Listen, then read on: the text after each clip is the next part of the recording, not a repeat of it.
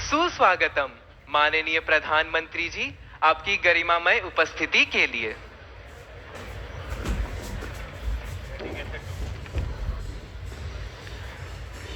परीक्षा पे चर्चा 2023 के पावन अवसर पर माननीय शिक्षा मंत्री भारत सरकार श्रीमान धर्मेंद्र प्रधान जी को सादर आमंत्रित कर रही हूँ। कृपया हम सबके प्रिय राष्ट्र गौरव माननीय प्रधानमंत्री जी के सम्मान में स्वागत भाषण हेतु मंच पर पधारें। माननीय शिक्षा मंत्री भारत सरकार। नमस्कार।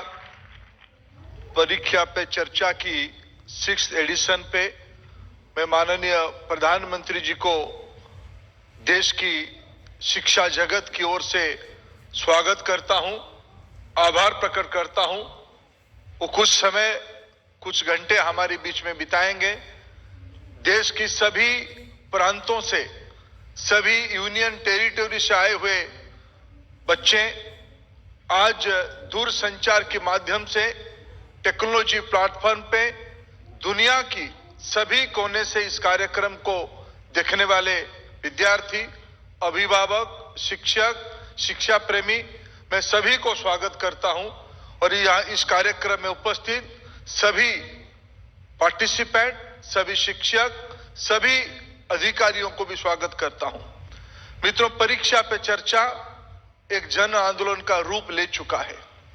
पिछले 8-9 सालों में माननीय प्रधानमंत्री जी न केवल देश को संभाला है, लेकिन देश में अनेक जन आंदोलन का भी जनक रहे। वो स्वच्छ भारत हो, वो परीक्षा पे चर्चा हो, या देश की नौजवानों के अंदर एक नई स्फूर्ति उत्पन्न करने की बात हो। परीक्षा पे चर्चा विद्यार्थी, अभिभावक, शिक्षक और समाज की जो प्रेशर रहती है, जो चुनौती रहती है कोमलमती बच्चे के ऊपर, उसको समझते हुए प्रधानमंत्री जी ने उस दुविधा को स्वयं हमारे बीच में आके समाधान देने के लिए एक अभिभावक के नाते, एक युग दृष्टा के नाते, एक समाज सुधारक के नाते आज हमारे बीच में उपस्थित है। यह आज एक सटीक जन आंदोलन की रूप ले चुका है। मित्रों, न केवल परीक्षा पे चर्चा, उन्होंने समय निकाल के अपने को खुद को विद्यार्थी बनाया, अपने को अभिभावक बनाया, अपने को शिक्षक बनाया। आज सही तरीके से हमारी संचालक ने कहा, देश की प्रख्यात शिक्षाविद, उन्होंने एग्जाम वॉरियर करके किताब लिखा है। इस बार तो उसकी नई संस्करण भी आ गई है और भारत की 13 भाषाओं में यह आज हम लोगों के सामने है। परीक्षा पे चर्चा भी एक नई प्रारूप बन चुका है। इस बार 23 जनवरी को नेताजी की जन्मदिन के अवसर पे देश भर की स्कूल विद्यार्थियों ने उस पे चित्रांकन की एक कंपटीशन में पार्टिसिपेट किया। मैं आप सभी को बधाई देता हूं एग्जाम वॉरियर के अंदर आपको प्रेरणा लेने के लिए। मित्रों, देश में राष्ट्रीय शिक्षा नीति भी लागू हो रहा है।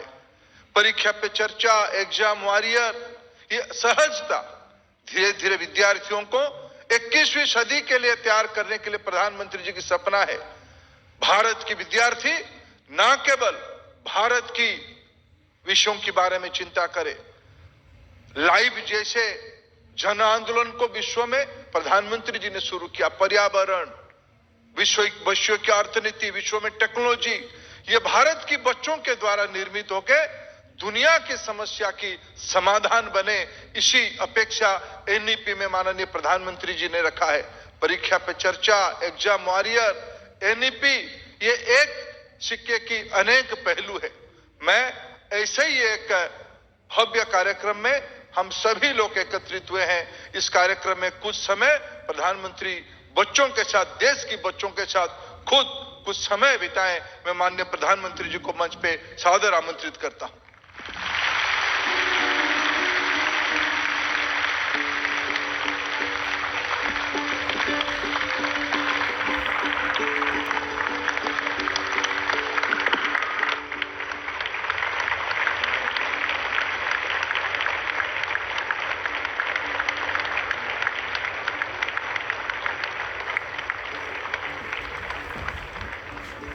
नमस्ते।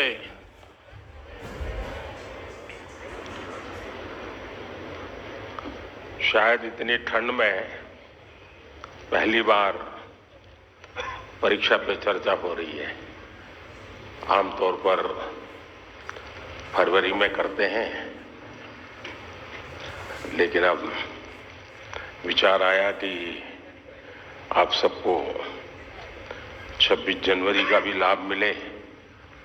फायदा उठाया ना जो बाहर के हैं, उन्होंने गए थे कर्तव्य पथ पे।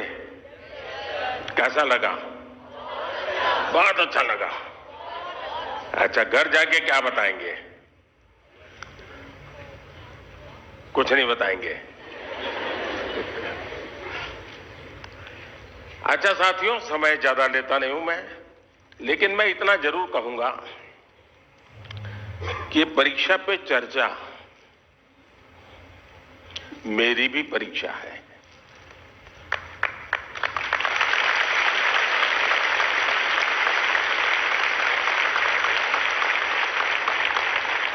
और देश के कोटि कोटि विद्यार्थी मेरी परीक्षा ले रहे हैं, और मुझे ये परीक्षा देने में खुशी होती है, आनंद आता है, क्योंकि मुझे जो सवाल मिलते हैं लाखों की तादाद में, बहुत प्रोएक्टिवली बच्चे सवाल पूछते हैं, अपनी समस्या बताते हैं, व्यक्तिगत पीड़ा भी बताते हैं।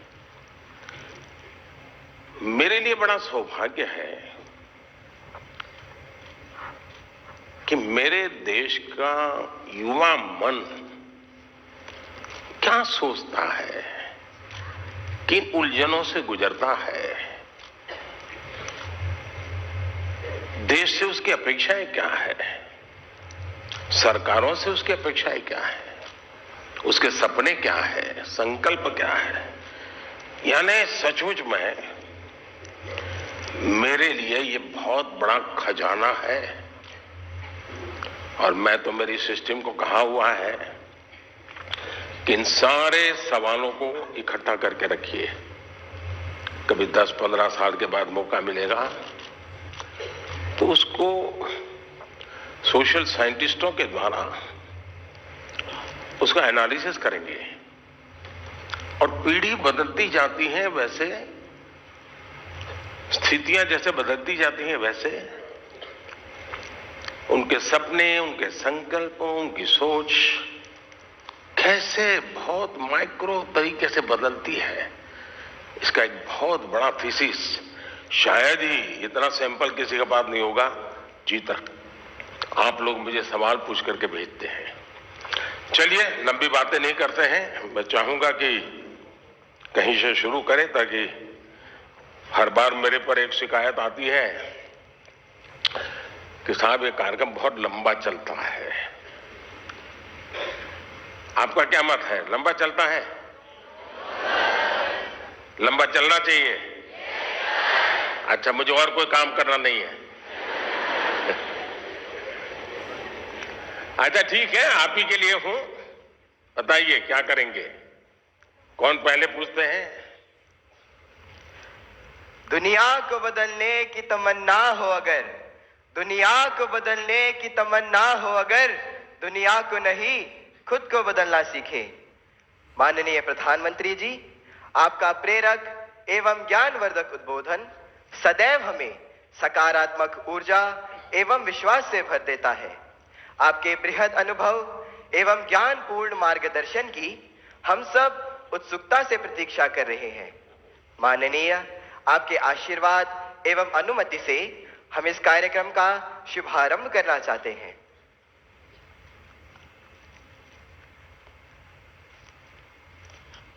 धन्यवाद मान्यवर।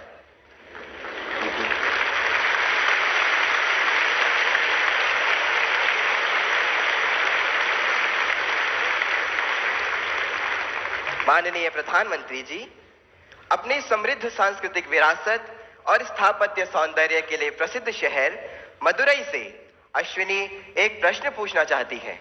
अश्विनी, कृपया अपना प्रश्न पूछिए। Honorable Prime Minister Sir, Namaskar. My name is Ashwini. I am a student of Kendra Vidyalaya number 2 Madurai, Tamil Nadu. My question to you, sir, is how do I deal with my family disappointment if my results are not good? What if I don't get the marks I'm expecting? Being a good student is also not an easy job. Expectations of others become so high that the person who's giving exam gets so much stressed and they go into depression. Nowadays, it is common for students to cut their hands and become irritated, and there is no one they could trust with their feelings. Kindly guide me on this. Thank you, sir. Dhanyavad, Ashwini. Honorable Prime Minister, sir. Navtesh Dagur hails from the heart of India's capital, Delhi, the imperial seat of several empires, with its charming blend of a grand medieval history and amazing architectural style. Navtesh is seated in the hall and wishes to discuss an identical issue through his question. Navtesh, please ask your question. Good morning, Honorable Prime Minister, sir. I am Navtesh Jagur of Kendra Vidyalaya, Pitampura, Delhi region. Sir, my question to you is, how do I deal with my family's situation when my results are not good? Kindly guide me, sir. Thank you very much. Thank you Navdesh. माननीय प्रधानमंत्री जी, संसार को शांति और करुणा का संदेश देने वाले भगवान बुद्ध, गुरु गोविंद सिंह तथा वर्धमान महावीर की जन्मभूमि प्राचीन नगर पटना से प्रियंका कुमारी कुछ इसी प्रकार की समस्या से जूझ रही हैं और आपका मार्गदर्शन चाहती हैं। प्रियंका, कृपया अपना प्रश्न पूछिए। नमस्ते माननीय प्रधानमंत्री जी, मेरा नाम प्रियंका कुमारी है। मैं रवीन बालिका +2 विद्यालय से राजेंद्र नगर पटना से 11वीं की छात्रा हूँ। मेरा प्रश्न यह है कि मेरे परिवार में सब अच्छे नंबर से पास हुए हैं, मुझे भी अच्छा नंबर लाना है। इसके लिए मैं तनाव में चली गई हूँ। इसके लिए आप मुझे मार्गदर्शन दें। धन्यवाद। धन्यवाद प्रियंका। माननीय प्रधानमंत्री जी, अश्विनी, नवतेश एवं प्रियंका यह महसूस करते हैं कि यह महत्वपूर्ण मुद्दा कई छात्रों को प्रभावित करता है और इसे हल करने के लिए आपका मार्गदर्शन चाहते हैं। अश्विनी, आप क्रिकेट खेलती हैं क्या? क्रिकेट में गूगली बॉल होता है।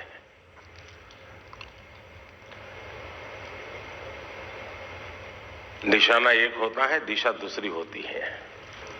मुझे लगता है कि आप पहले ही बॉल में मुझे आउट करना चाहती हो।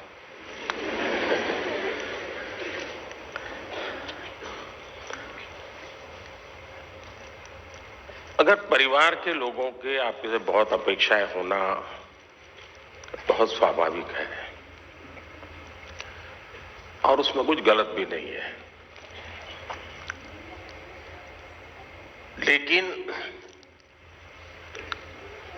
अगर परिवार के लोग अपेक्षाएं सोशल स्टेटस के कारण कर रहे हैं तो वो चिंता का विषय है। उनका सोशल स्टेटस का उन पर इतना दबाव होता है, उनके मन पे इतना प्रभाव होता है कि उनको लगता है कि जब सोसाइटी में जाएंगे तो बच्चों के लिए क्या बताएंगे, अगर बच्चे वीक हैं तो कैसे उनके सामने चर्चा करेंगे। और कभी कभी माँ बाप भी आपकी क्षमता को जानने के बावजूद भी अपने सोशल स्टेटस के कारण अपने आसपास के साथियों दोस्तों में क्लब में जाते हैं, सोसाइटी में जाते हैं, कभी तालाब में कपड़े धोने जाते हैं, बैठते हैं, बातें करते हैं, बच्चों की बातें निकलती हैं, फिर उनको एक इंफीरियरिटी कॉम्प्लेक्स आता है और इसलिए बाहर बहुत बड़ी बड़ी बातें बता देते हैं अपने बच्चों के लिए और फिर धीरे धीरे वो इंटरनलाइज कर लेते हैं और फिर घर में आकर के भी वही अपेक्षाएं करते हैं और समाज जीवन में ये सहज प्रवृत्ति बनी हुई है। दूसरा, आप अच्छा करेंगे तो भी हर कोई आपसे नई अपेक्षा करेगा। हम तो राजनीति में हैं, हम कितने ही चुनाव क्यों न जीत लें, लेकिन ऐसा दबाव पैदा किया जाता है कि हमें हारना ही नहीं है। 200 लाए हैं तो बोले 250 क्यों नहीं लाए, 250 लाए तो 300 क्यों नहीं लाए, 300 लाए तो 350 क्यों नहीं लाए। चारों तरफ से दबाव बनाया जाता है। लेकिन क्या हमें इन दबावों से दबना चाहिए क्या? पल भर सोचिए कि आपको जो दिन भर कहा जाता है, चारों तरफ से जो सुना जाता है, उसी में अपना समय बर्बाद करेंगे कि आप अपने भीतर देखेंगे, अपनी क्षमता, अपनी प्रायोरिटी, अपनी आवश्यकता, अपने इरादे, थोड़ा हर अपेक्षाओं को उसके साथ जोड़िए। आप कभी क्रिकेट मैच देखने गए होंगे तो आपने देखा होगा कि कुछ बैट्समैन खेलने के लिए आते हैं और पूरा स्टेडियम, हजारों लोग होते हैं स्टेडियम में, वे चिल्लाना शुरू करते हैं, चौका चौका चौका, छक्का छक्का, शिक्षक। क्या वो ऑडियंस की डिमांड के ऊपर चौके और छक्के लगाता है क्या? ऐसा करता है क्या कोई प्लेयर? चिल्लाते रहे, कितना ही चिल्लाते रहे, उसका ध्यान उस बॉल पर ही होता है जो आ रहा है, उस बॉलर के माइंड को स्टडी करने की कोशिश करता है और जैसा बॉल है वैसे ही खेलता है, न कि ऑडियंस चिल्लाता है। फोकस रहता है। अगर आप भी अपनी एक्टिविटी में फोकस रहते हैं तो ये आपके जो कुछ भी दबाव बनता है, अपेक्षाएं बनती हैं, कभी न कभी आप उसको मिटवित करेंगे, आप उस संकटों से बाहर आ जाएंगे। और इसलिए मेरा आपसे आग्रह होगा कि आप दबावों के दबाव में न रहें। हां, कभी कभी दबाव को एनालिसिस कीजिए। कहीं ऐसा तो नहीं है कि आप स्वयं के विषय में अंडर एस्टिमेट कर रहे हैं। आपकी क्षमता बहुत है, लेकिन आप खुद ही इतने डिफरेंस मेंटालिटी के हैं कि नया करने के लिए सोचते नहीं। तो कभी कभी वो अपेक्षाएं बहुत बड़ी ताकत बन जाती है, बड़ी ऊर्जा बन जाती है। और इसलिए अपेक्षाएं, मां बाप को क्या करना वो मैंने पहले ही कहा, सामाजिक दबाव में मां बाप ने बच्चों पर दबाव ट्रांसफर नहीं करना चाहिए, लेकिन बच्चों ने अपनी क्षमता से कम भी अपने आप को नहीं आंकना चाहिए। और दोनों चीजों के बल देंगे तो मुझे पक्का विश्वास है कि आप ऐसी समस्याओं को बहुत आराम से सुलझा लेंगे।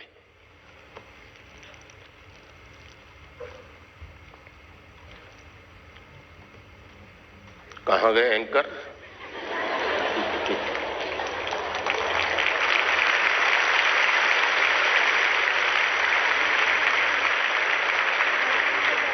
माननीय प्रधानमंत्री जी, आपका कोटि कोटि धन्यवाद।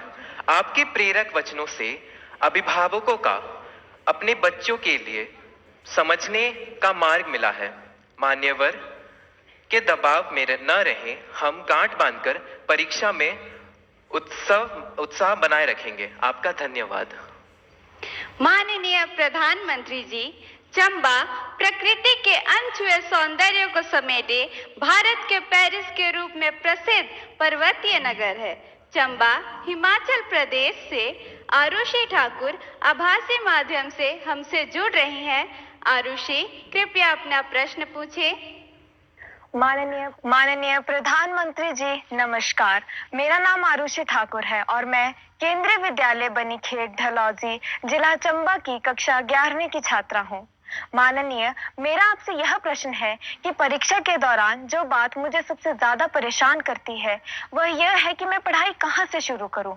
मुझे हमेशा लगता है कि मैं सब कुछ भूल गई हूँ और मैं इसी के ही बारे में सोचती रहती हूँ, जो मुझे काफी तनाव देता है। कृपया कर मार्गदर्शन कीजिए। धन्यवाद सर। धन्यवाद आरुषि। माननीय प्रधानमंत्री जी, भारत में धान का कटोरा के नाम से प्रसिद्ध राज्य छत्तीसगढ़ की राजधानी है रायपुर। रायपुर की अदिति दीवान इसी समस्या पर अपनी मन की जिज्ञासा का समाधान चाहती है। अदिति, अपना प्रश्न पूछिए। माननीय प्रधानमंत्री जी, नमस्कार। मेरा नाम अदिति दीवान है और मैं कृष्णा पब्लिक स्कूल रायपुर छत्तीसगढ़ में कक्षा 12वीं की छात्रा हूँ। मेरा आपसे यह प्रश्न है कि मैं इस बात को लेकर चिंतित रहती हूँ कि मुझे बहुत कुछ करना है, लेकिन अंतिम तक मैं कुछ भी नहीं कर पाती हूँ, क्योंकि मेरे पास बहुत सारे कार्य होते हैं। यदि मैं अपना कोई कार्य समय पर पूरा कर भी लूं, तो और ज्यादा परेशान हो जाती हूँ, क्योंकि फिर अन्य कार्यों को करने में या तो बहुत ज्यादा देर लगा देती हूँ या तो उन्हें आगे तक के लिए टाल देती हूँ। मैं यह जानने के लिए उत्सुक हूँ कि मैं अपने सारे काम सही समय पर कैसे पूरे करूं। धन्यवाद। धन्यवाद अदिति। माननीय प्रधानमंत्री जी, आरुषि और अदिति अपनी परीक्षा की तैयारी एवं समय के सदुपयोग पर आपका मार्गदर्शन चाहते हैं। कृपया उनकी समस्या का समाधान करें। माननीय प्रधानमंत्री जी।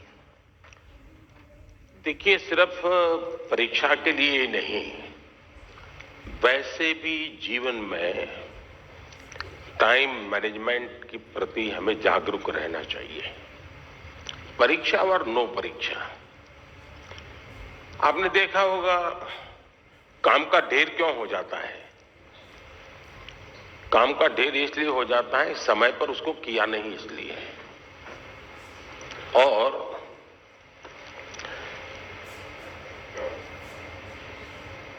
काम करने की कभी थकान नहीं होती है जी। काम करने से संतोष होता है, काम न करने से थकान लगती है। सामने दिखता है अरे इतना सारा काम, इतना सारा काम, और उसी की थकान लगती है। करना शुरू करें। दूसरा, आप कभी कागज पे अपना पेन पेंसिल लेके डायरी पे लिखिए। एक हफ्ते भर आप नोट कीजिए कि आप अपना समय कहां बिताते हैं। अगर पढ़ाई भी करते हैं तो कितना समय किस विषय को देते हैं, और उसमें भी शॉर्टकट ढूंढते हैं कि बेसिक में जाते हैं, बारीकियों में जाते हैं। थोड़ा अपना एक एनालिसिस कीजिए। मैं पक्का मानता हूं कि आपको ध्यान में आएगा कि आप जो आपकी पसंद की चीजें हैं उसी में सबसे ज्यादा समय लगाते हैं और उसी में खोए रहते हैं। फिर 3 विषय ऐसे हैं जो कम पसंद है लेकिन जरूरी है, वो फिर आपको बोझ लगेगा। मैंने 2-2 घंटे मेहनत की लेकिन ये तो हुआ नहीं। और इसलिए आप सिर्फ पढ़ना 2 घंटे ऐसा नहीं, लेकिन पढ़ने में भी जब फ्रेश माइंड है तब जो सबसे कम पसंद विषय है, आपको सबसे ज्यादा कठिन लगता है, तय कीजिए पहली 30 मिनट इसको, फिर एक पसंदगी वाला विषय है 20 मिनट उसको, फिर थोड़ा कम पसंद वाला 30 मिनट उसको। आप ऐसा स्लैब बनाइए तो आपको रिलैक्सेशन भी मिलेगा और आपको धीरे धीरे उन विषयों पर रुचि बढ़ेगी जो आप नॉर्मली टालते हैं और अच्छे विषय में खोए रहते हैं। और समय भी तो बहुत जाता है। आपने देखा होगा, आप में से जो लोग पतंग चगाते होंगे, मुझे तो बचपन में बहुत शौक था। पतंग की जो माजा होता है, धागा होता है, वो कभी एक दूसरे में उलझ जाकर के एकदम से बड़ा गुच्छा बन जाता है। अब बुद्धिमान इंसान क्या करेगा? यूं यूं खींचेगा क्या? ताकत लगाएगा क्या? ऐसा नहीं करेगा। तो धीरे से एक एक तार को पकड़ने की कोशिश करेगा कि खुलने का रास्ता कहां है, और फिर धीरे धीरे धीरे खोलेगा तो इतना बड़ा गुच्छा भी आराम से खुल जाएगा और सारा माजा, सारा धागा एक जैसी जरूरत है वैसा उसके हाथ लग जाएगा। हमें भी उस पर जोर जबरदस्ती नहीं करनी है, आराम से सॉल्यूशन निकालना है। और अगर आराम से सॉल्यूशन निकालेंगे तो मुझे पक्का विश्वास है कि आप उसको बड़े ढंग से करेंगे। दूसरा, आपने कभी घर में अपनी मां के काम को ऑब्जर्व किया है क्या? यूं तो आपको अच्छा लगता है कि जैसे स्कूल से आए तो मां ने सब रेडी करके रखा था, सुबह स्कूल जाना था तो मां ने सब तैयार करके रख दिया था, लगता तो बहुत अच्छा है। लेकिन क्या कभी ऑब्जर्व किया है कि मां का टाइम मैनेजमेंट कितना बढ़िया है? उसको पता है सुबह ये है तो मुझे 6 बजे ये करना पड़ेगा, 6:30 बजे ये करना पड़ेगा, उसको 9 बजे जाना है तो ये करना पड़ेगा, वो 10 बजे घर आएगा तो ये करना पड़ेगा। यानी इतना परफेक्ट टाइम मैनेजमेंट मां का होता है। और जबकि काम सबसे ज्यादा मां करती रहती है, लेकिन किसी काम में उसको बोझ अनुभव नहीं होता है। थक गई, बहुत काम है, बहुत ज्यादा, ऐसा नहीं करती। क्यों? उसे मालूम है कि मुझे इतने घंटे में ये तो करना है। और जब एक्स्ट्रा टाइम मिलता है तब भी वो चुप नहीं बैठती, कुछ न कुछ अपना क्रिएटिव एक्टिविटी करती रहती है। सुई धागा लेके बैठ जाएगी, कुछ तो करती रहेगी। रिलैक्स करने के लिए भी उसने व्यवस्था रखती है। अगर मां की गतिविधि को ढंग से ऑब्जर्व करोगे तो भी आपको एज ए स्टूडेंट अपना टाइम मैनेजमेंट का महत्व क्या होता है। और टाइम मैनेजमेंट ने 2 घंटे, 4 घंटे, 3 घंटे ये नहीं, माइक्रो मैनेजमेंट चाहिए। किस विषय को कितना टाइम देना है, किस काम को कितना टाइम देना है। और इतना बंधन भी नहीं डालने हैं कि बस 6 दिन तक ये करूंगा ही नहीं क्योंकि मुझे पढ़ना है, फिर तो आप थक जाओगे। आप ढंग से उसको डिस्ट्रीब्यूट कीजिए समय को, जरूर आपको लाभ होगा। धन्यवाद।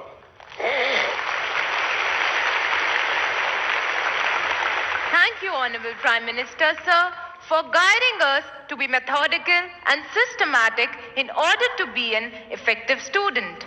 Honorable Prime Minister, sir, Rupesh Kashyap, hailing from Bastar district of Chhattisgarh, is known for his distinctive tribal art, the enchanting Chitrakoot waterfalls, and the finest quality of bamboo. Rupesh is present here with us and needs your advice on a topic that is of vital significance. Rupesh, please ask your question. Good morning, Honorable Prime Minister, sir. My name is Rupesh Kashyap. I am a student of class 9 from Swami Atmanand Government English. Camera उस बच्ची पे लगाइए। हाँ। From Swami Atmanand Government English Medium School, Darwa, District Bastar, Chhattisgarh. Sir, my question is, how can I avoid unfair means in exams? Thank you, sir. Thank you, Rupesh. Honorable Prime Minister, sir, from the heritage city of Jagannath Puri, the spiritual capital of Odisha, famed for its magnificent cone-shaped layout, Rath Yatra, and serene beaches, Tanmay Biswal seeks your guidance on a similar issue. Tanmay, please ask your question. Honorable Prime Minister, sir, Namaskar. My name is Tanmay Biswal. I am a student of Jawahar Navodaya Vidyalaya, Konark, Puri, Odisha. My question to you, sir, is how to eliminate cheating or copying activities of the students during examination. Kindly guide me on this. Thank you, sir. माननीय प्रधानमंत्री जी, रुपेश और तन्मय परीक्षा में अनुचित साधनों के प्रयोग से कैसे बचा जाए, इस विषय पर आपका मार्गदर्शन चाहते हैं। श्रद्धेय प्रधानमंत्री जी। मुझे खुशी हुई कि हमारे विद्यार्थियों को भी ये लग रहा है कि परीक्षा में जो गलत प्रैक्टिसेस होती हैं, माल प्रैक्टिसेस होती हैं, उसका कोई रास्ता खोजना चाहिए। खास करके जो मेहनती विद्यार्थी होते हैं उनको जरूर इसका बहुत ही चिंता रहती है कि मैं इतनी मेहनत करता हूं और ये चोरी कर करके, कॉपी कर करके, नकल करके अपना गाड़ी चला लेता है। पहले भी शायद चोरी तो करते होंगे लोग, नकल तो करते होंगे, लेकिन छुप छुप करके करते होंगे। अब तो बड़े गर्व से कहते हैं आज सुपरवाइजर को बुद्धू बना दिया।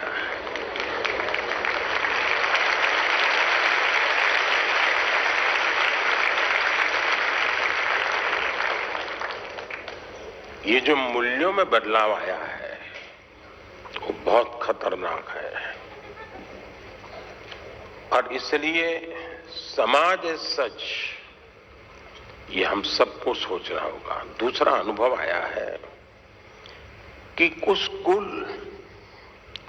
या कुछ ऐसे टीचर्स जो ट्यूशन क्लासेस चलाते हैं उनको भी लगता है कि मेरा स्टूडेंट अच्छे तरह से निकल जाए, क्योंकि मैंने उसके माँ बाप से पैसे लिए हैं, कोचिंग करता था, तो वे भी उसको गाइड करते हैं, मदद करते हैं नकल करने के लिए। करते हैं ना? ऐसे टीचर होते हैं ना? नहीं होते? तो बोलिए ना। हाँ। और उसके कारण भी दूसरा मैंने देखा है कि कुछ स्टूडेंट पढ़ने में तो टाइम नहीं लगाते, लेकिन नकल करने के तरीके ढूंढने में बड़े क्रिएटिव होते हैं।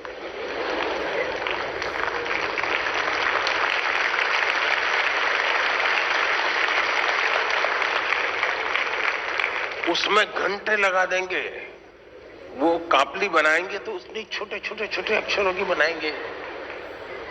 कभी कभी तो मुझे लगता है कि इसके बजाय वो नकल के तरीके, नकल की टेक्निक, उसमें जितना दिमाग खपाता है, और बड़े क्रिएटिव होते हैं ये चोरी करने वाले, इसके बजाय अगर उतना ही समय उसी क्रिएटिविटी को, टैलेंट को सीखने में लगा देता तो शायद वो अच्छा कर पाता। किसी ने उसको गाइड करना चाहिए था, किसी ने उसको समझाना चाहिए था। दूसरा ये बात समझ के चले, अब जिंदगी बहुत बदल चुकी है, जगत बहुत बदल चुका है, और इसलिए ये बहुत आवश्यक है कि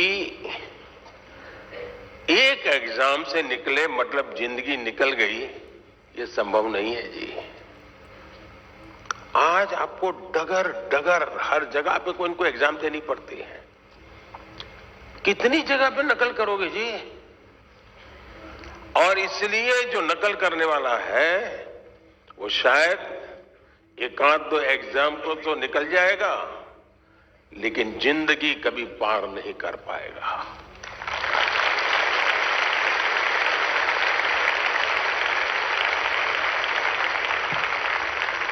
नकल से जिंदगी नहीं बन सकती है।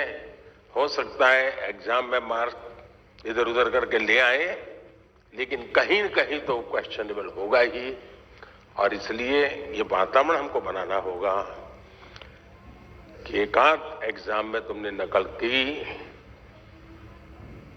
हो गया तुम निकल गए, लेकिन आगे चल करके शायद तुम जिंदगी में फंसे रहोगे। दूसरा, जो विद्यार्थी कड़ी मेहनत करते हैं उनसे भी मैं कहूंगा कि आपकी मेहनत आपकी जिंदगी में रंग लाएगी।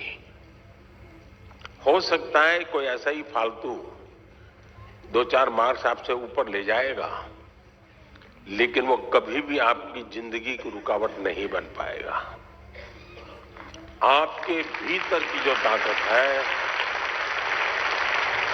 आपके भीतर की जो ताकत है, वही ताकत आपको आगे ले जाएगी। कृपा करके उसको तो फायदा हो गया, चलो मैं भी उस रास्ते पर चल पड़ूं, ऐसा कभी मत करना, कभी मत करना दोस्तों। एग्जामें तो आती हैं जाती हैं, हमें जिंदगी जीनी है, जी भर के जीनी है, जीतते जीतते जिंदगी जीनी है। और इसलिए हमें शॉर्टकट की तरफ नहीं जाना चाहिए। और आप तो जानते हैं, रेलवे स्टेशन पर आपने देखा होगा, हर रेलवे स्टेशन पे पटरी जहां होती है ना, वहां ब्रिज होता है। तुम लोग ब्रिज पे जाना पसंद नहीं करते, पटरी कूद करके जाते हैं। कोई कारण नहीं, ऐसे ही बस मजा आता है। तो वहां लिखा है shortcut will cut you short. इसलिए कोई अगर शॉर्टकट से कुछ कर लेता होगा, आप उसके टेंशन को पालिए मत, आप अपने आप को उससे मुक्त रखिए, आप अपने पर फोकस कीजिए, आपको अच्छा परिणाम मिलेगा। धन्यवाद। धन्यवाद माननीय प्रधानमंत्री जी, आपके वचन सीधे हमारे हृदय में उतर गए हैं। आपका धन्यवाद। Honorable Prime Minister sir, from Palakkad, the land of paddy fields, where the gentle breeze carries the aroma of harvested crops and the sound of traditional Kerala music, Sujal K seeks your guidance. Sujal, please ask your question. नमस्कार आदरणीय प्रधानमंत्री महोदय, मेरा नाम तेजस सुजय है।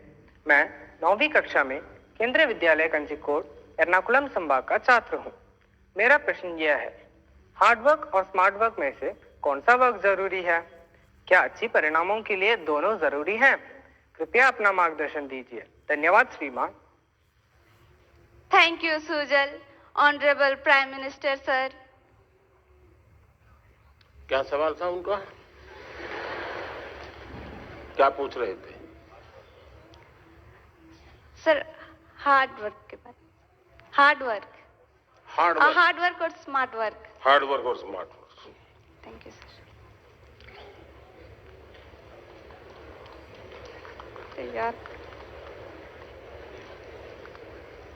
अच्छा, आपने बचपन में एक कथा पढ़ी होगी, सबने जरूर पढ़ी होगी, और इससे आप अंदाज लगा सकते हैं कि स्मार्ट वर्क क्या होता है, हार्ड वर्क क्या होता है।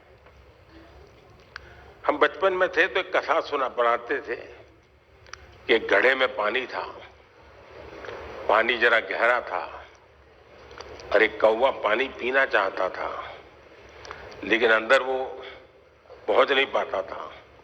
तो उस कौवे ने छोटे छोटे कंकर उठा करके उस घड़े में डाले और धीरे धीरे पानी ऊपर आया और फिर उसने आराम से पानी पिया।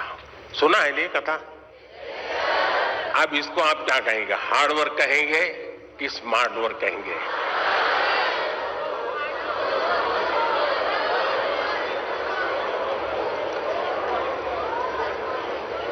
और देखिए, ये जब कथा लिखी गई ना, तब स्ट्रॉ नहीं था,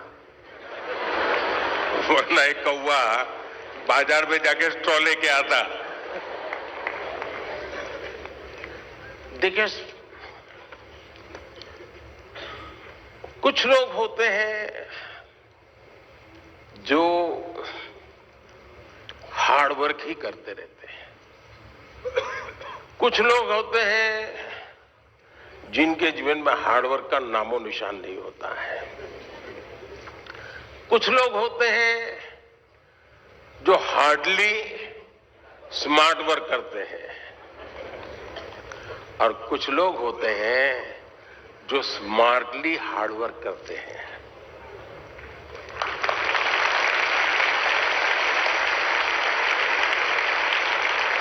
और इसलिए कौवा भी हमें सिखा रहा है कि स्मार्टली हार्ड वर्क कैसे करना।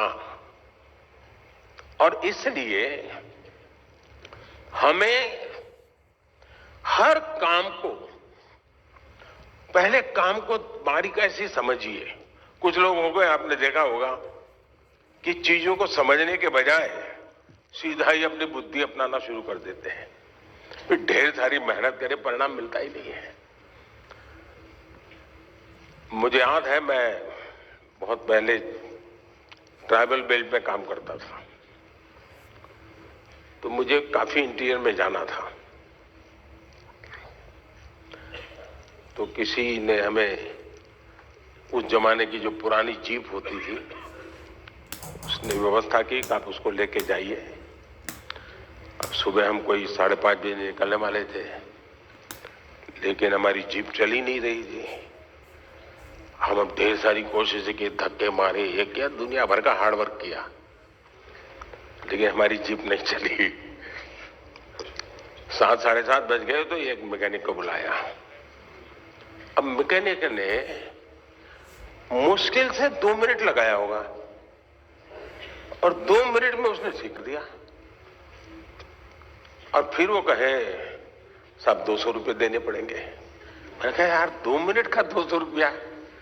बोले साहब ये 2 मिनट का 200 रुपया नहीं है, ये 50 साल के अनुभव का 200 रुपया है।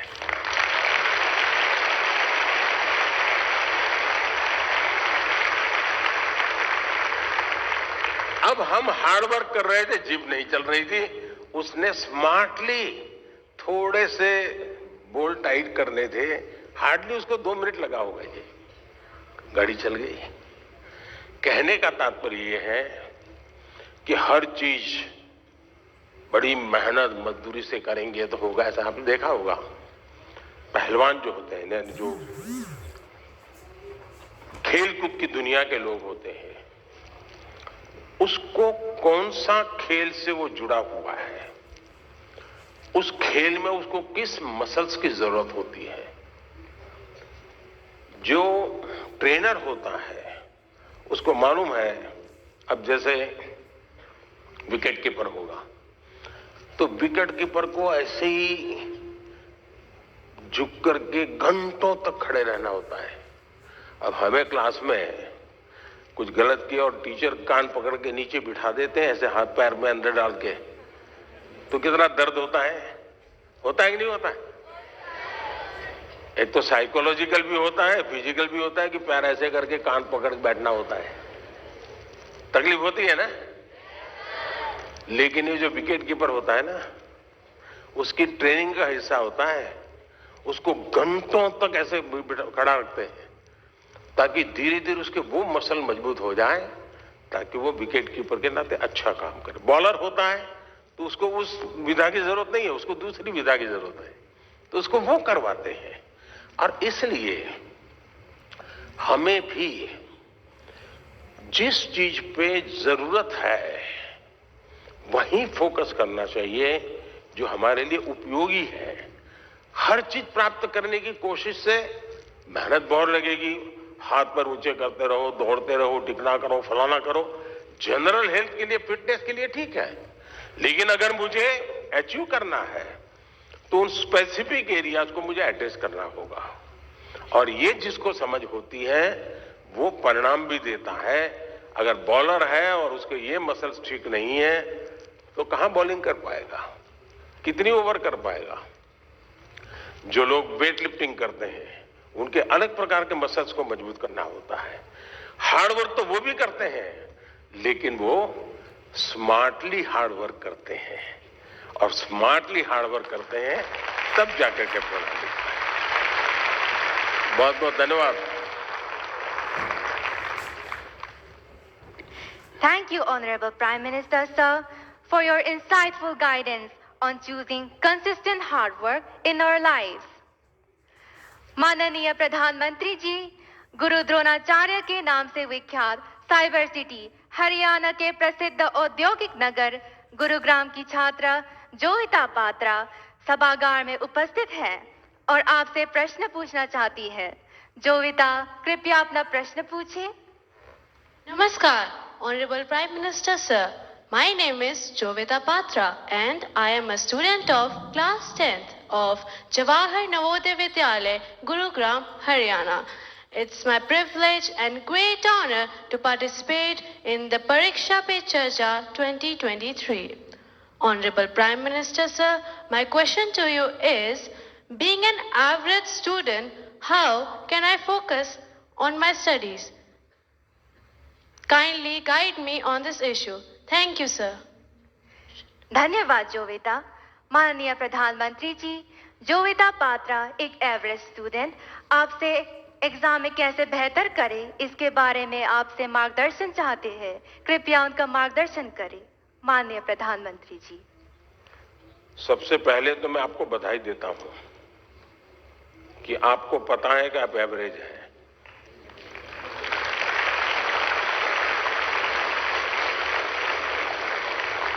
वरना ज्यादातर लोग ऐसे होते हैं जो बिलो एवरेज होते हैं और अपने आप को बड़ा तीसमार का मानते हैं। सब बंदर के व्यापारी मानते हैं। तो मैं सबसे पहले आपको और आपके माता पिताजी को भी बधाई देता हूं। एक बार आपने इस सत्य को स्वीकार कर लिया कि हाँ भी मेरी एक क्षमता है, मेरी स्थिति है, मुझे अब इसके अनुकूल चीजों को ढूंढना होगा।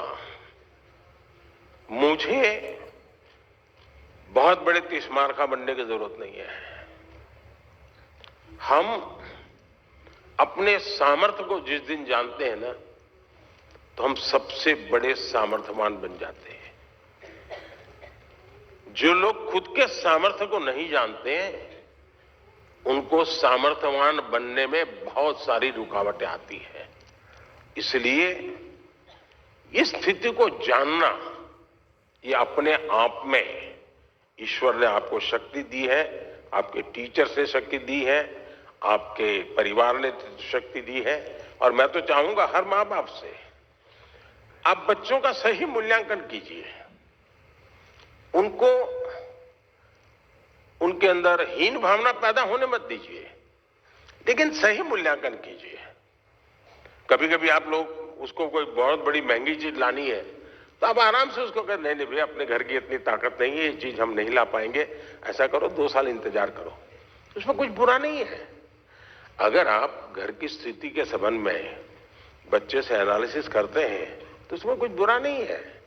और इसलिए हम एक सामान्य स्तर के व्यक्ति हैं, और ज्यादातर लोग सामान्य स्तर के ही होते हैं जी। एक्स्ट्रा ऑर्डिनरी बहुत कम लोग होते हैं जी। लेकिन सामान्य लोग असामान्य काम करते हैं, और जब सामान्य व्यक्ति असामान्य काम करते हैं तब वो कहीं ऊंचाई पर चले जाते हैं, एवरेज के मानदंड को तोड़ करके निकल जाते हैं।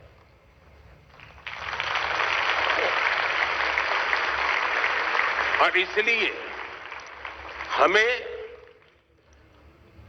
कभी भी ये सोचना है। दुनिया में आप देखिए, ज्यादातर जो लोग सफल हुए हैं वो क्या है जी? वो किसी जमाने में एवरेज लोग थे जी, असामान्य काम करके आए हैं, बहुत बड़ा परिणाम लेके आए हैं। अब आपने देखा होगा इन दिनों दुनिया में पूरे विश्व की आर्थिक स्थितियों की चर्चा हो रही है। कौन देश कितना आगे गया, किसकी आर्थिक स्थिति कैसी है। और कोरोना के बाद तो ये बड़ा मानदंड बन गया है। और ऐसा तो नहीं है कि दुनिया के पास अर्थवेत्ताओं की कमी है। बड़े बड़े नोबेल प्राइज विनर हैं जो गाइड कर सकते हैं कि ऐसा करने से आर्थिक स्थिति ऐसी बनेगी, ऐसा करने से ऐसी आर्थिक स्थिति। कोई कमी नहीं है। ज्ञान का प्रवाह बांटने वाले तो हर गली मोहल्ले में आजकल अवेलेबल है,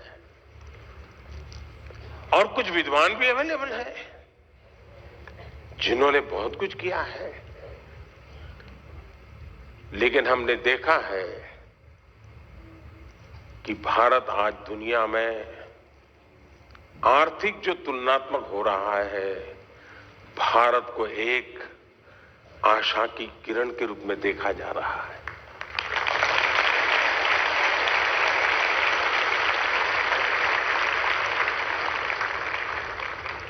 आपने 2-3 साल पहले देखा होगा, हमारी सरकार के विषय में यही लिखा जाता था कि इनके पास कोई इकोनॉमिस्ट नहीं है, सब एवरेज लोग हैं, प्राइम मिनिस्टर को भी इकोनॉमिक्स का कोई ज्ञान नहीं है, ऐसा ही लिखा जाता था। अब पढ़ते हैं कि नहीं पढ़ते ऐसा? लेकिन आज दुनिया में वही देश जिसको एवरेज कहा जाता था, वो देश आज दुनिया में चमक रहा है दोस्तों।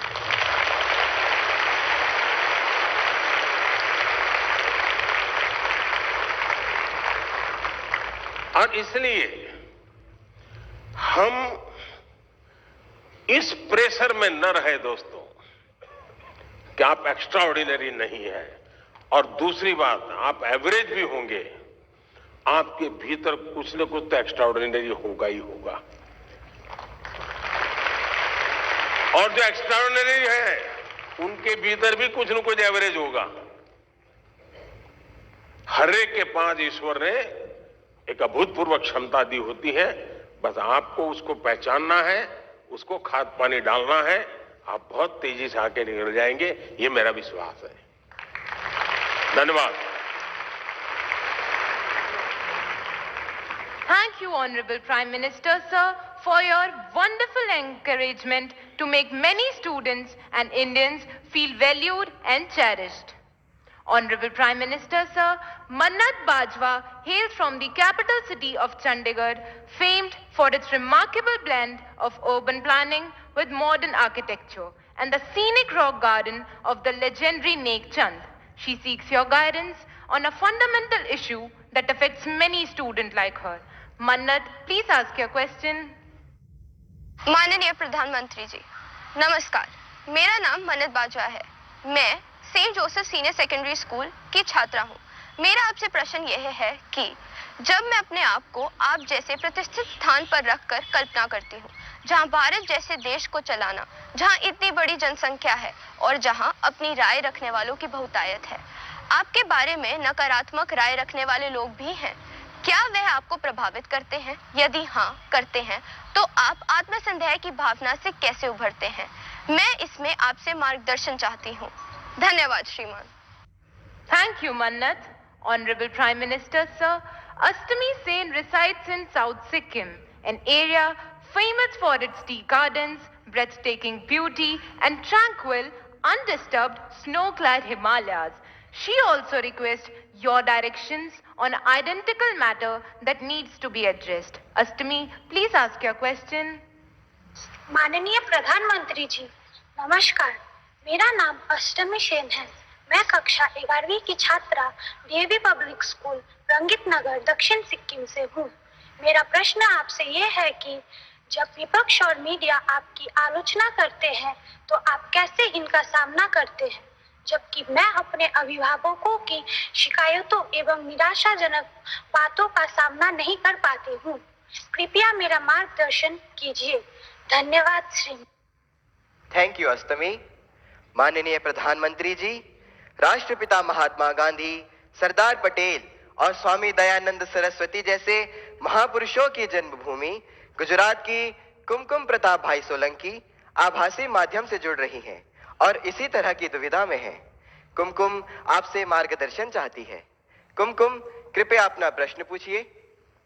माननीय प्रधानमंत्री महोदय, मेरा नाम सोलंकी कुमकुम है। मैं कक्षा 12वीं श्री हडाला बाल हाई स्कूल, जिला अहमदाबाद, गुजरात की छात्रा हूँ। मेरा प्रश्न यह है कि आप इतने बड़े प्रजातांत्रिक देश के प्रधानमंत्री हैं, जिन्हें कितनी सारी चुनौतियों का सामना करना पड़ता है। आप इन चुनौतियों से कैसे लड़ते हैं? कृपया करके मुझे मार्गदर्शन दीजिए। धन्यवाद। Thank you Kumkum. Honourable prime minister sir, Akash Jarira lives in the Silicon Valley of India, Bengaluru, known for being a perfect gateway to a plethora of activities, both traditional and modern. Through his question, he seeks your advice on a somewhat similar matter that has been concerning him for a while. Akash, please ask your question. नमस्ते मोदी जी, मैं आकाश दरीरा 12वीं कक्षा Whitefield global school Bangalore से। मेरा आपसे यह प्रश्न है कि मेरी नानी जी कविता ए माखीजा मुझे हमेशा सलाह देती है आपसे सीखने के लिए कि आप कैसे विपक्ष के लगाए हुए हर आरोप, हर आलोचना को टॉनिक और अवसर के रूप में देखते हैं। आप ऐसे कैसे करते हैं मोदी जी? कृपया हम युवाओं को भी प्रेरणा दें ताकि हम जीवन के हर परीक्षा में सफल हो। धन्यवाद। थैंक यू आकाश। माननीय प्रधानमंत्री जी, आपका जीवन करोड़ों युवाओं का प्रेरक रहा है। मन्नत, अष्टमी, कुमकुम और आकाश जीवन में आने वाली चुनौतियों में कैसे सकारात्मक रहकर सफलता प्राप्त करें, इस विषय पर आपका अनुभव जानना चाहते हैं। कृपया मार्गदर्शन करें। माननीय प्रधानमंत्री जी। आप लोग एग्जाम देते हैं और घर आकर के जब परिवार के साथ या दोस्तों के साथ बैठते हैं कभी टीचर से निकट नाता है तो उनसे बैठते हैं, और कोई सवाल का जवाब ठीक नहीं आया तो आपका पहला रिएक्शन होता है ये आउट ऑफ सिलेबस था। यही होता है ना, तो ये भी आउट ऑफ सिलेबस है। लेकिन मैं अंदाज कर सकता हूं कि आप क्या कहना चाहते हैं।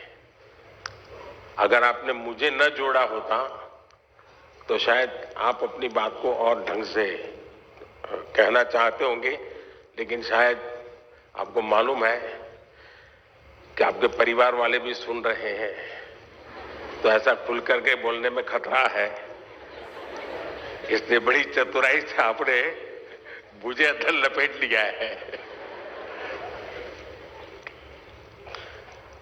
देखिए, जहां तक मेरा सवाल है, मेरा एक कन्विक्शन है और मेरे लिए ये आर्टिकल ऑफ फेथ है। मैं सिद्धांततः मानता हूं कि समृद्ध लोकतंत्र के लिए आलोचना एक शुद्धि यज्ञ है।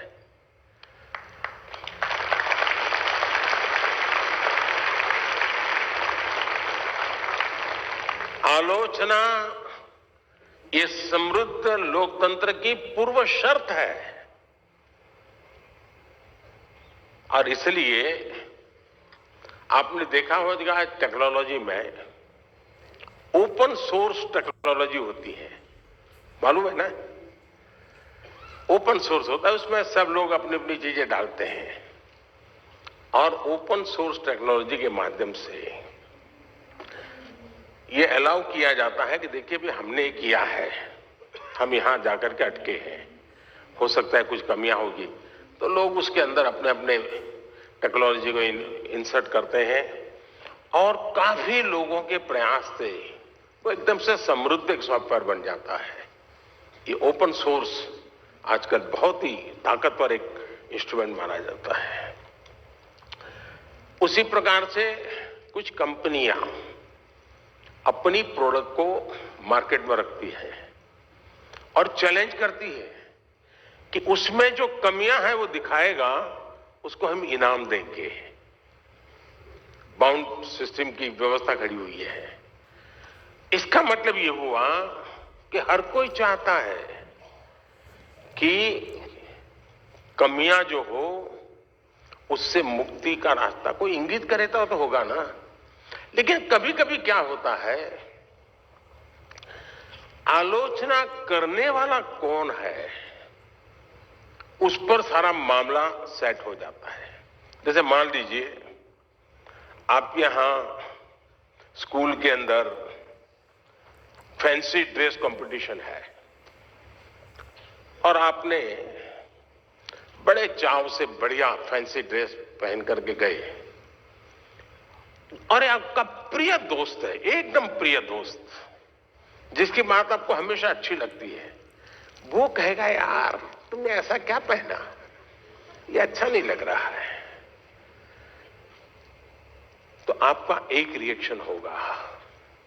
और एक स्टूडेंट है जो आपको थोड़ा कम पसंद है, नेगेटिव वाइब्रेशन हमेशा आते हैं उसको देखते ही, आपको उसके बातें बिल्कुल पसंद नहीं है, वो कहे देखो ये क्या पहन के आया है, कैसे पहनते हैं क्या। तो आपका एक दूसरा रिएक्शन होगा। क्यों?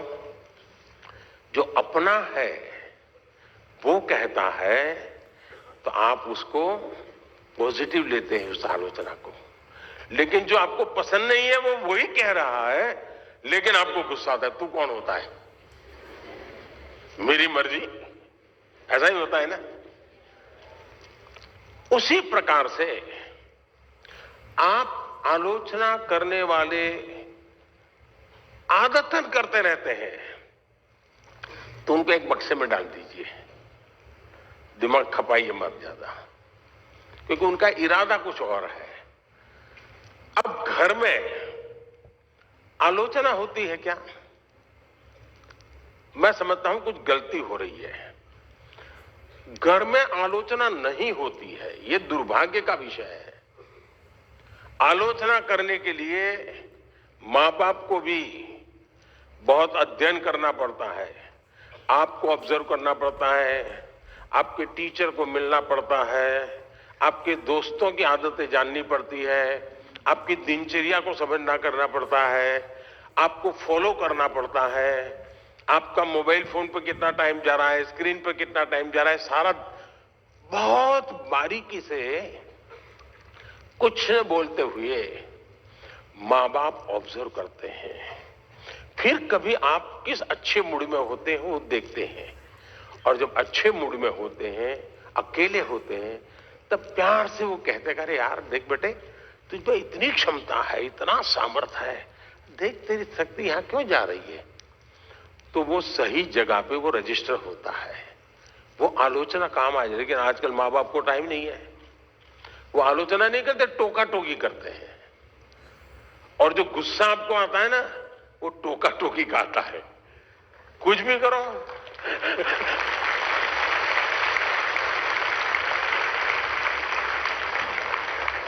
खाने पे बैठे हैं कुछ भी कहेंगे, ये खाया तो भी कहेंगे, नहीं खाया तो भी कहेंगे, यही होता है ना। देखिए अब आपके माता पिताजी आपको पकड़ेंगे घर जाके क्या है। टोका टोकी जो है वो आलोचना नहीं है।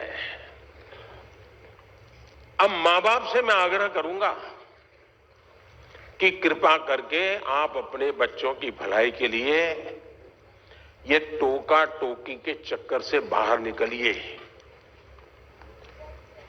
उससे आप बच्चों की जिंदगी को मोल्ड नहीं कर सकते हैं। ऊपर से इतना मन से कुछ उस दिन अच्छे मूड में है, कुछ अच्छा करने के मूड में है, और आपने सुबह ही कुछ कह दिया, देख दूध ठंडा हो गया, तू दूध पीता नहीं है, शुरू कर दिया, तू तो ऐसा ही है, फलाना देख कैसा करता है, तुरंत सुबह अपनी माँ कहती है ऐसे दूध पी लेता है, फिर उसका दिमाग फटकता है, वो दिन भर का उसका काम है, बर्बाद हो जाता है।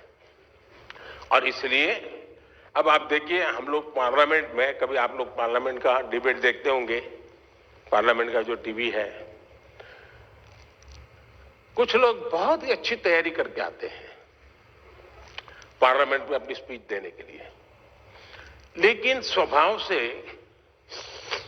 जो सामने विपक्ष के लोग होते हैं ना, वो आपकी साइकोलॉजी जानते हैं, तो कुछ में ऐसे ही कोई टिप्पणी कर देते बैठे बैठे, और उसको मालूम है कि टिप्पणी ऐसी है कि वो रिएक्ट करेगा ही करेगा। तो हमारा एमपी होता है, उसको लगता है अब इंपॉर्टेंट इसकी टिप्पणी है, इसलिए जो तैयारी करके आया है वो छूट जाती है और वो उसी की टिप्पणी को जवाब देता रहता है।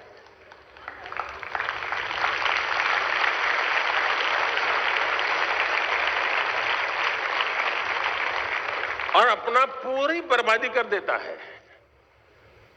और अगर टिप्पणी है हंसी मजाक में, बॉल खेल लिया, छुट्टी कर दी, दूसरी सेकंड में अपने विषय पे चला जाता है, तो उसको फोकस एक्टिविटी का परिणाम मिलता है। और इसलिए हमें अपना फोकस छोड़ना नहीं चाहिए। दूसरी बात है,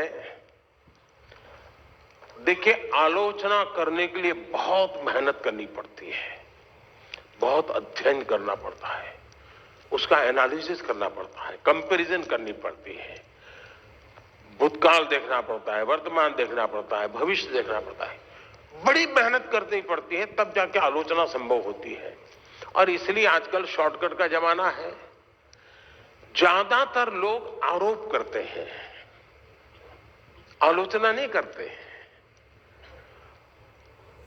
आरोप और आलोचना के बीच में बहुत बड़ी खाई है।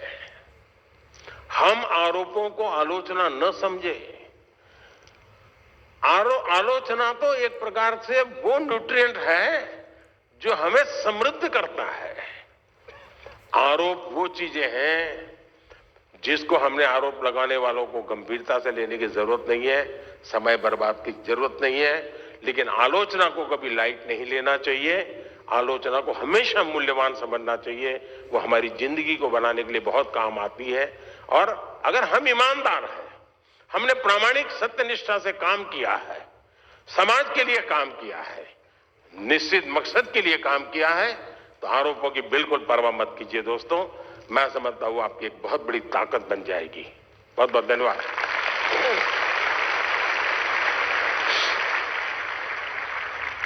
माननीय प्रधानमंत्री जी, आपकी सकारात्मक ऊर्जा ने करोड़ों देशवासियों को नया मार्ग दिखाया।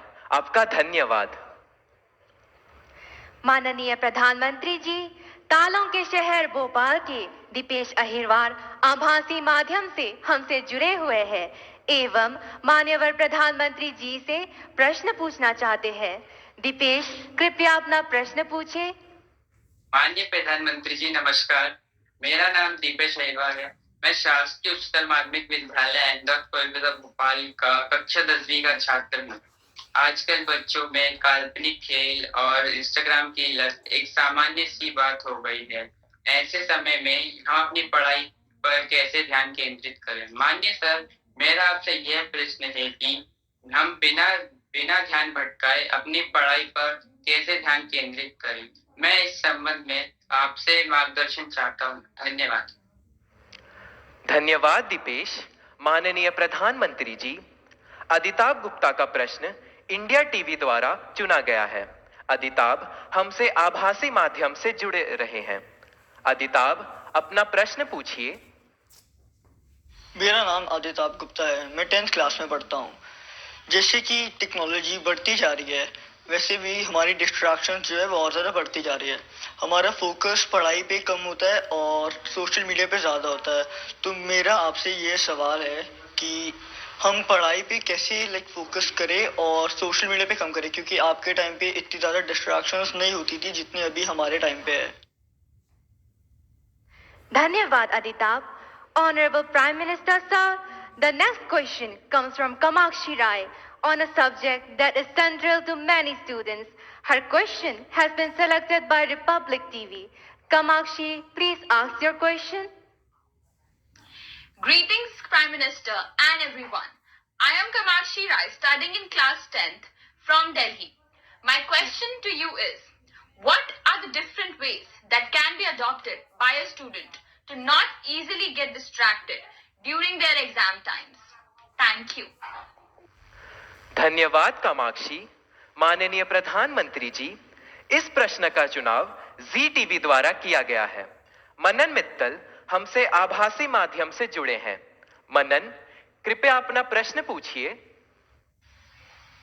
नमस्ते प्रधानमंत्री जी, मैं मनन मित्तल डीपीएस बैंगलोर साउथ से बोल रहा हूँ। मुझे आपसे एक प्रश्न है। ऑनलाइन पढ़ाई करते वक्त बहुत सारे डिस्ट्रैक्शंस होते हैं, जैसे कि ऑनलाइन गेमिंग वगैरह वगैरह। हम इससे कैसे बचें? ये स्टूडेंट है क्या?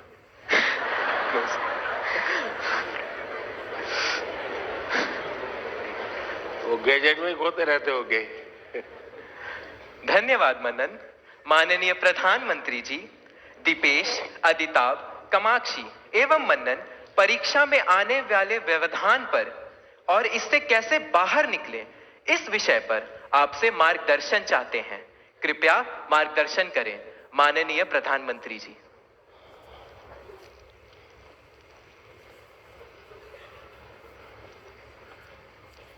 सबसे पहले तो निर्णय ये करना है कि आप स्मार्ट हैं कि गैजेट स्मार्ट है।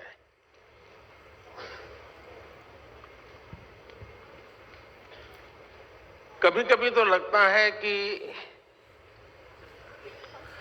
आप अपने से भी ज्यादा गैजेट्स को ज्यादा स्मार्ट मान लेते हैं और गलती वहीं से शुरू हो जाती है। आप विश्वास करिए, परमात्मा ने आपको बहुत शक्ति दी है। आप स्मार्ट हैं। गैजेट आपसे स्मार्ट नहीं हो सकता है। आपकी जितनी स्मार्टनेस ज्यादा होगी, उतना गैजेट का सही उपयोग आप कर पाएंगे। वो एक इंस्ट्रूमेंट है जो आपकी गति में नई तेजी लाता है। ये अगर हमारी सोच बनी रही तो मैं समझता हूं कि शायद आप उससे छुटकारा पाएंगे। दूसरा, देश के लिए बहुत बड़ी चिंता का विषय है जी। मुझे कोई बता रहा था कि भारत में एवरेज 6 घंटे लोग स्क्रीन पे लगाते हैं। 6 घंटे। अब जो इसका बिजनेस करते हैं उनके लिए तो खुशी की बात है। जब मोबाइल फोन पर टॉक टाइम होता था तो टॉक टाइम में कहते हैं कि उस समय एवरेज 20 मिनट जाती थी, लेकिन जब से स्क्रीन और उसमें से रील, क्या होता है, एक बार शुरू करने के बाद निकलते हैं क्या उसमें से बाहर? क्या होता है? नहीं बोलेंगे। अच्छा, आप लोग कोई रील देखते नहीं है? नहीं देखते हैं ना? तो फिर शर्माते क्यों हो? बताओ ना, निकलते हैं क्या बाहर अंदर से? देखिए, हमारी क्रिएटिव उम्र और हमारी क्रिएटिविटी का सामर्थ्य अगर एवरेज हिंदुस्तान में 6 घंटे स्क्रीन पर जाए तो ये बहुत चिंता का विषय है। एक प्रकार से गैजेट हमें गुलाम बना देता है। हम उसके गुलाम बनकर के जी नहीं सकते हैं। परमात्मा ने हमें एक स्वतंत्र अस्तित्व दिया है, स्वतंत्र व्यक्तित्व दिया है, और इसलिए हमें सचेत रहना चाहिए कि कहीं मैं इसका गुलाम तो नहीं हूं। आपने देखा होगा, आप कभी भी देखे होंगे, मेरे हाथ में कभी कोई मोबाइल फोन शायद आप रेयरली कभी देखा होगा, रेयरली। मैंने क्यों अपने आप को संभाल के रखा हुआ है? जबकि मैं एक्टिव बहुत हूं, लेकिन उसके लिए समय मैंने तय किया हुआ है। उस समय के बाहर मैं ज्यादा नहीं करता हूं। और इसलिए लोग तो मैंने देखा है, अच्छी मीटिंग चल रही है, बहुत अच्छी, और थोड़ा सा वाइब्रेशन आया तो ऐसे निकाल के देखता है। मैं समझता हूं कि हमने खुद ने कोशिश करनी चाहिए कि हम इन गैजेट्स के गुलाम नहीं बनेंगे। मैं एक स्वतंत्र व्यक्तित्व हूं, मेरा स्वतंत्र अस्तित्व है, और उसमें से जो मेरे काम की चीज है उस तक ही मैं सीमित रहूंगा। मैं टेक्नोलॉजी का उपयोग करूंगा, मैं टेक्नोलॉजी से भागूंगा नहीं, लेकिन मैं उसकी उपयोगिता और आवश्यकता अपने मुताबिक करूंगा। अब मान लीजिए आपने ऑनलाइन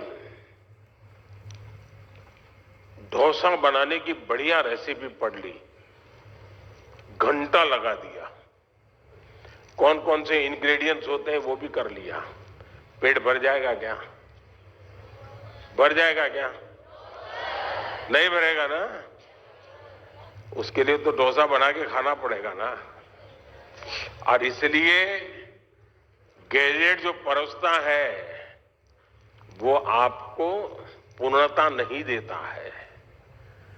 आपके भीतर का सामर्थ्य, अब आपने देखा होगा पहले के जमाने में बच्चे बड़े आराम से पहाड़ा कर देते थे, पहाड़ा बोलते हैं ना, हैं?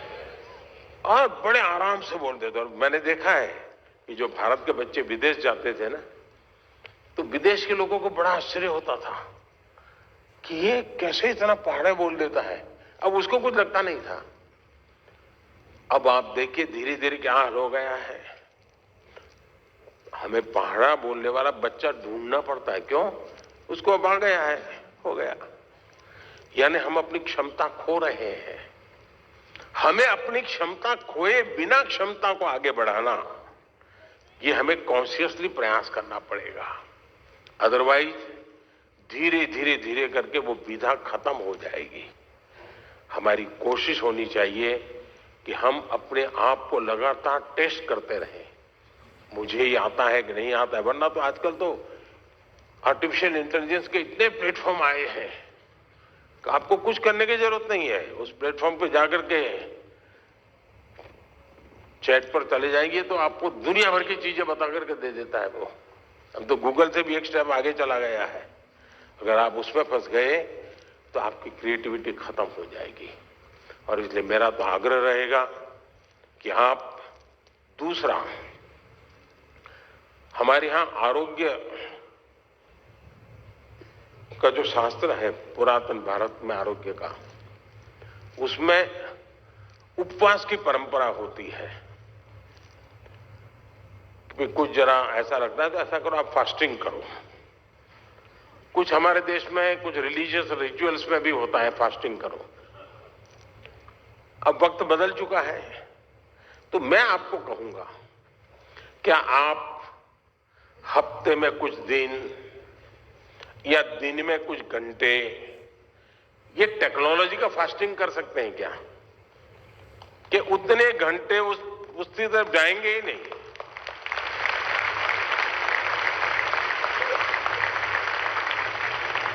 आपने देखा होगा कई परिवार होते हैं घर में बड़ा 10वीं 12वीं बड़ा टेंशन शुरू में ही हो जाता है।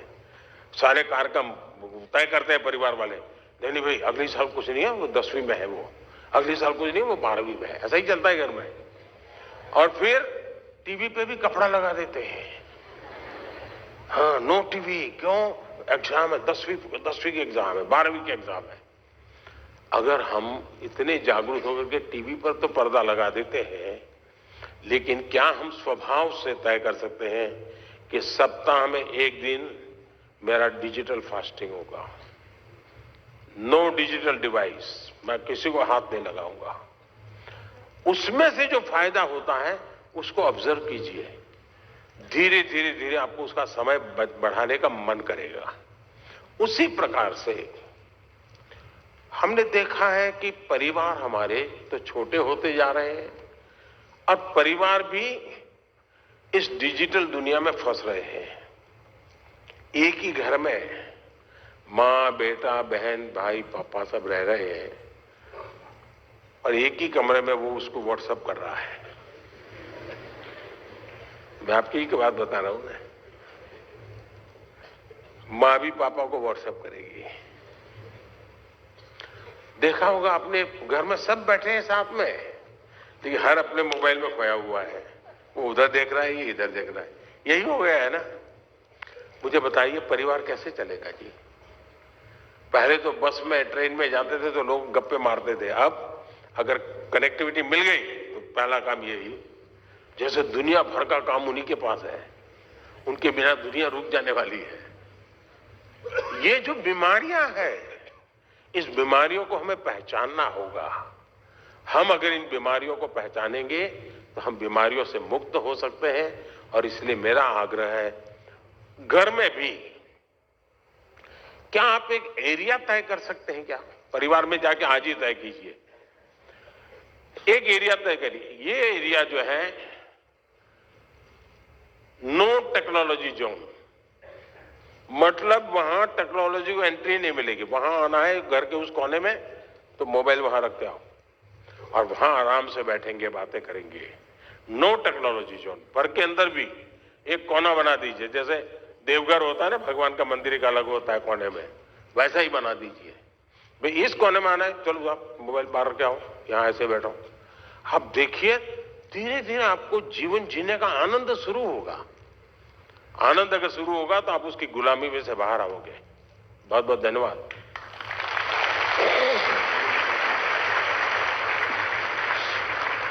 Thank you, Honorable Prime Minister, sir, for sharing such light-hearted mantra of digital fasting to tackle challenging situations in such an easy manner.